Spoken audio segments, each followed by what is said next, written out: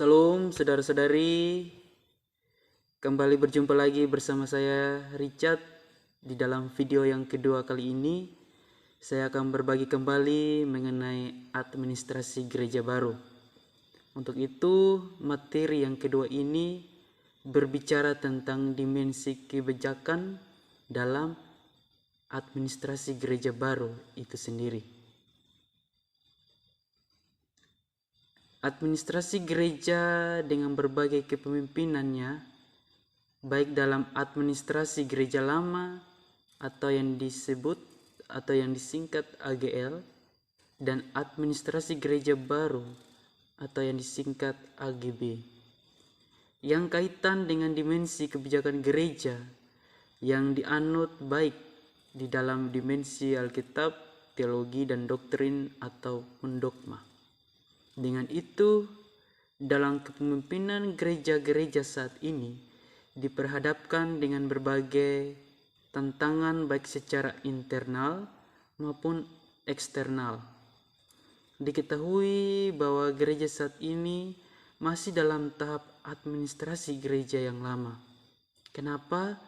Karena dengan berkembangnya di era modern ini, gereja perlu diperhatikan dalam penataan sistem administrasinya, sehingga adanya pembaharuan dan keprihatinan terhadap pelayanan atau penataan layanan terkhususnya dalam administrasi gereja lama. Dengan demikian, gereja mampu untuk maju dalam kepelayanan dengan sistem yang ada, sehingga hadirnya administrasi gereja baru, gereja mampu diperbaharui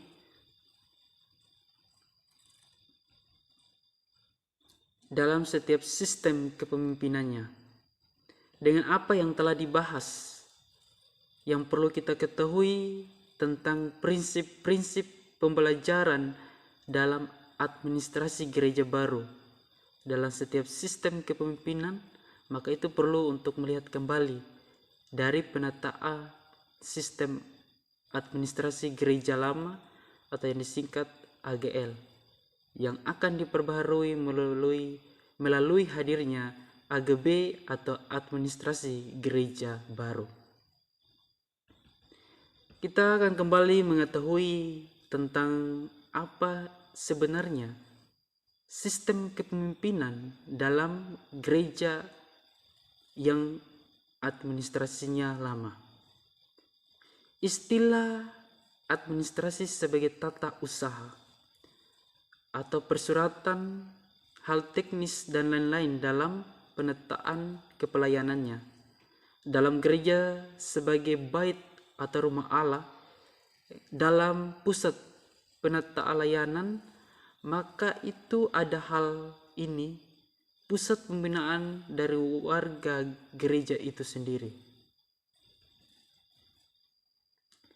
Karena dari kebijakan gereja ada hal secara teologis, baik dalam penataan dari warga jemaat sendiri yang kurang diperhatikan, baik dalam internal maupun dari luar, yaitu eksternal. Seperti kurang kepemimpinan dalam pelayanan, sehingga gereja saat ini belum diketahui maju dalam penataan pelayanannya. Maka dari hal ini perlu diperhatikan sebagai kepemimpinan ataupun warga jemaat untuk mampu mengembangkan penataan layanan yang dianut, sehingga gereja mampu lebih beradaptasi dengan berbagai perkembangan di era modern ini. Contohnya pelayanan ibadah di era digital. Ini terkhusus saat ini keadaan yang dihadapi bersama gereja-gereja di masa pandemi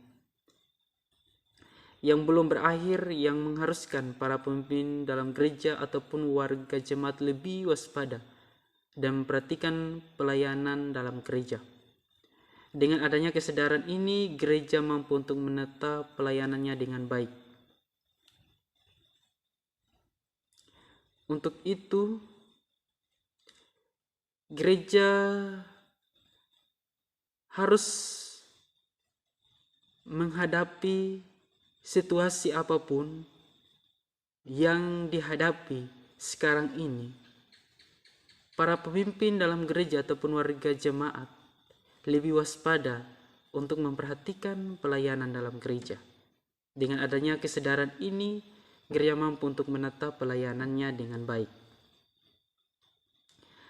Namun, yang menjadi pertanyaan, apakah ada kesadaran ini?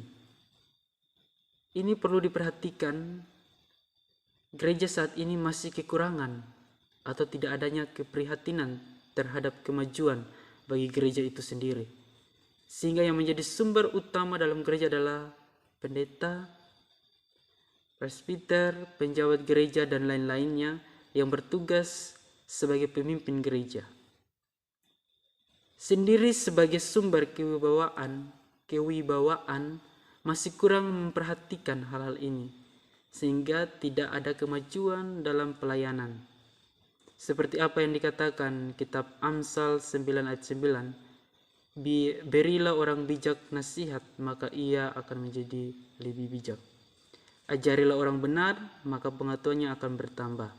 Dalam penyataan bunyi ini sebagai acuan untuk melihat kembali hal-hal yang lebih menguntungkan dalam gereja, untuk terus lebih eksis dalam kepelayanannya, termasuk bagi setiap pemimpin-pemimpin tersebut.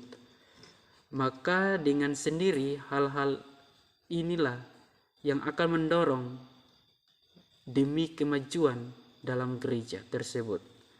Namun terkadang diperhadapkan dengan berbagai latar belakang, salah satu sulit untuk menerima hal-hal baru dalam gereja karena dilihat dari mental Farisi, sama seperti apa yang dikatakan dalam Alkitab sendiri dalam kitab Matius 23 ayat 13 yang berkata, celakalah kamu hai ahli-ahli Taurat dan orang-orang Farisi, hai kamu orang-orang munafik, karena kamu menutup pintu-pintu kerjaan surga di depan orang. Nah, sebab itu kita sendiri tidak mau untuk merintangi mereka yang mau untuk terus berusaha masuk. Dengan bunyi ini memberi kesadaran bahwa sebagai pemimpin harus lebih melihat hal-hal untuk kepentingan dan kesejahteraan bersama. Maka itu gereja harus mampu maju dari hal-hal yang lama menuju perubahan yang membawa dampak untuk kepentingan bersama sebagai warga jemaat Tuhan.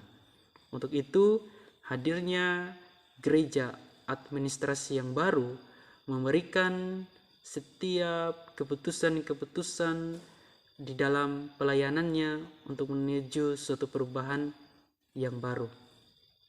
Gereja administrasi baru memberikan kebijakan secara luas bagi setiap pemimpin gereja untuk terus mengembangkan setiap pelayanan-pelayanan yang dianut dalam gereja itu. Tentu harus melalui suatu perubahan untuk memajukan pelayanan dalam gereja. Ini adalah penjelasan secara singkat mengenai materi dimensi kebijakan dalam administrasi gereja baru. Sekian dan terima kasih. Tuhan Yesus memberkati. Jangan lupa saudara-saudari yang sudah menonton video ini dan juga yang belum subscribe channel saya, jangan lupa mendukung dengan cara subscribe, like, share, dan komennya. Tuhan Yesus memberkati kita semua dan shalom.